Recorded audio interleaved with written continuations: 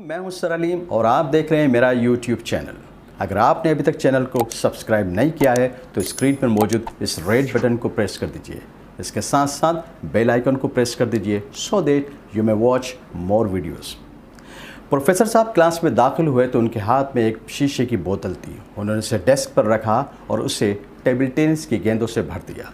फिर सवाल किया, क्या ये बोतल भर गई है? तमाम तालिब इल्म ने जवाब दिया, जी हाँ, ये भर गई है। उसके बाद प्रोफेसर साहब ने उस बोतल में कंकरियाँ डालना शुरू कर दी। उसके बाद सवाल किया, क्या ये बोतल भर गई है? सब ने जवाब दिया, जी हाँ, ये भर गई है।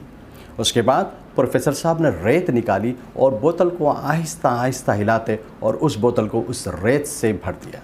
उसके बाद सवाल किया, क्या ये बोतल अब भर चुकी है? सब ने जवाब दिया, जी हाँ, ये बोतल भर चुकी है। उसके बाद प्रोफेसर साहब ने अपने बैग में से एक जूस का डब्बा निकाला, उस जूस को उस बोतल में डालना शुरू कर दिया। उसके बाद सवाल किया, क्या ये बोतल भर चुकी है? सब ने जवाब दिया, जी हाँ, ये भर चुकी है। इस तमाम अमल के बाद प्रोफेसर साहब ने अब तमाम तालिब इल्मों को समझाना शुरू किया कि ये शीशे की बोतल को तुम अपनी ज़िंदगी की बोतल समझो और टेबल टेनिस की गेंदें आपके सबसे अहम काम है, आपकी टॉप प्रायोरिटीज़ है। मसलन तहफ़्फ़ुज़ ज़िंदगी, सेहत, कारोबार, हुसूल तालीम, तर्ज़ मुआशरत और हुसूल माश, इसके साथ साथ आपके ख़ानदान। और ये कंकरियाँ ये आपकी ज़रूरियात और आपकी ख्वाहिशात हैं, मसलन बंगला, गाड़ी, नौकर, मोबाइल, कंप्यूटर और दूसरे लग्जरी आइटम्स। फिर प्रोफेसर साहब ने रेत का मतलब बयान किया। रेत का मतलब प्रोफेसर साहब ने बयान किया कि इसका मतलब है कि फजूल बातें, लड़ाई झगड़े, हवाई किले बनाना, वक्त को बर्बाद करना और छोटी छोटी बातों के पीछे पड़े रहना।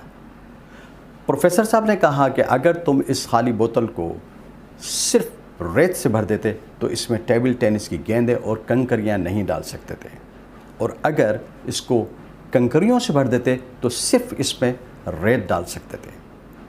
इसका मतलब ये है कि अगर हम छोटी बातों के पीछे पड़े रहेंगे तो हम अपने अहम मकासद को कभी हासिल नहीं कर सकते।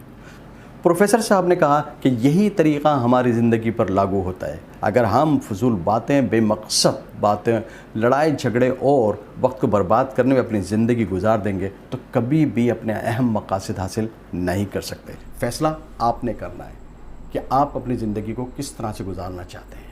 इसी दौरान में एक तालिब इल्म ने सवाल किया, सर जूस कहाँ गया? प्रोफेसर साहब मुस्कुराए और उन्होंने कहा, मैं यही सोच रहा था कि आप में से कौन जूस के हवाले से सवाल करता है।